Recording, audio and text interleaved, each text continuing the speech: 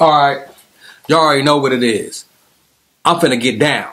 I'm finna get busy. We finna decode the movie Us. But this ain't gonna be no average review or regular decoding. We're gonna give it a deep analysis of this movie because it's well deserved. You know what I'm saying? And just to let y'all know that I'm not playing, I'm gonna go straight in. I'm not pulling no punches. The movie is 3 layers deep. You're watching one movie with 3 layers at one time. The first layer is the normal horror movie, like, oh, the clones is coming to get us.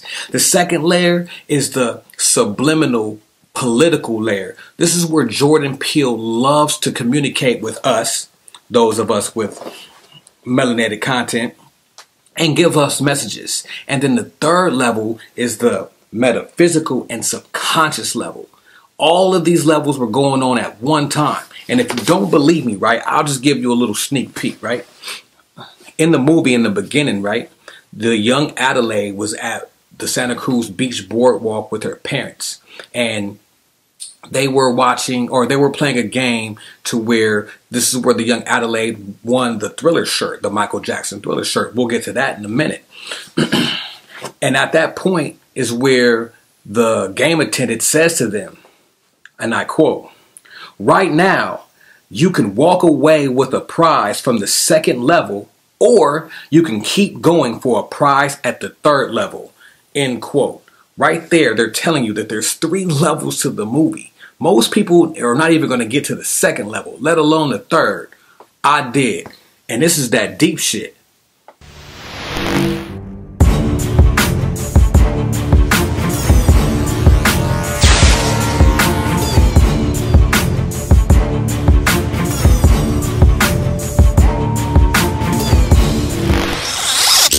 Alright, you already know what it is, man. Another episode of that deep shit where we break down movies and decode the movie blockbuster Us. Okay?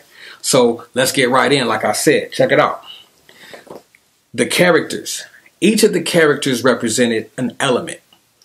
Earth, wind, water, and fire. Okay? I'll break down the elements right now.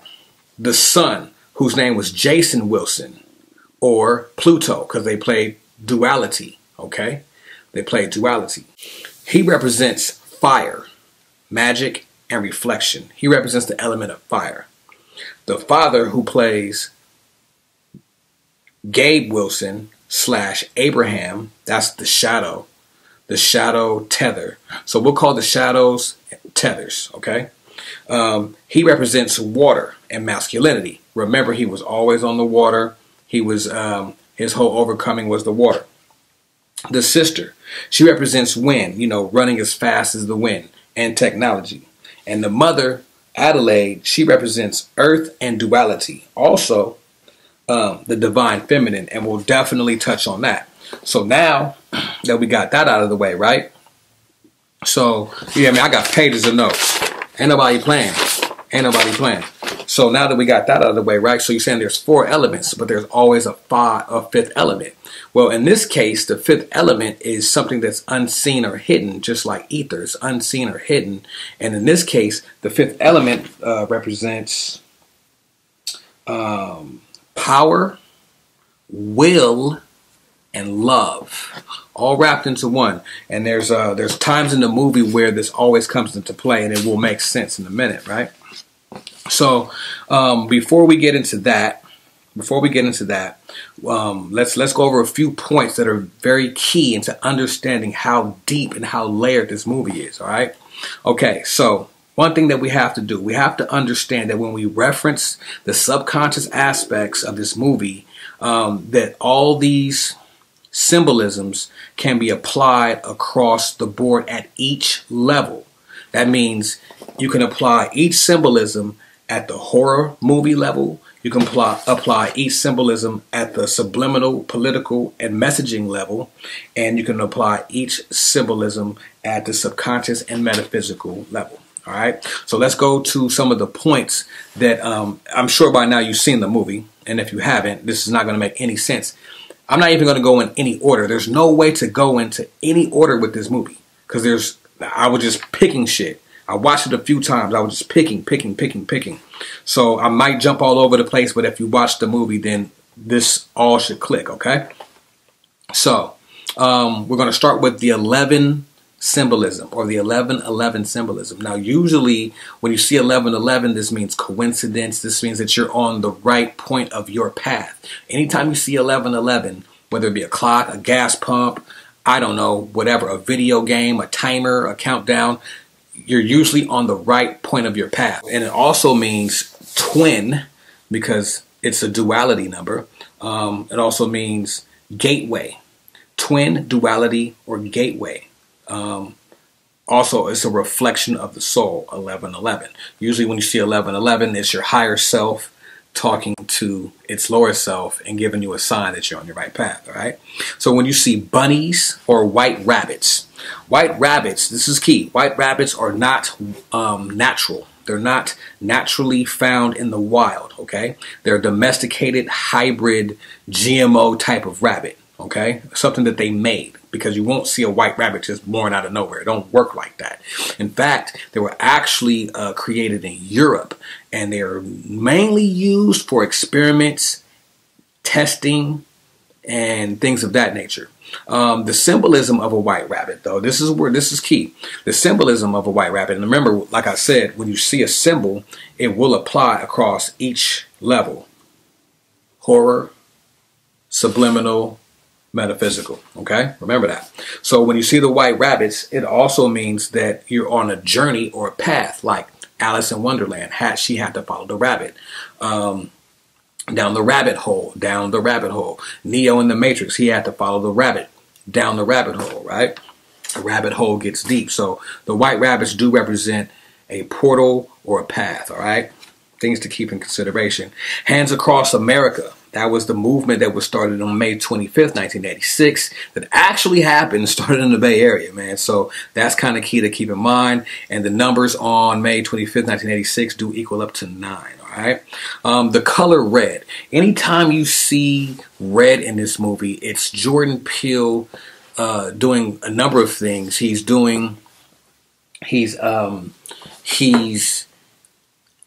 first of all talking to us and tapping into melanated people's subconscious. That's the first thing he's doing. So he's sending messages straight to us, because anytime you see the red, there will be some reference of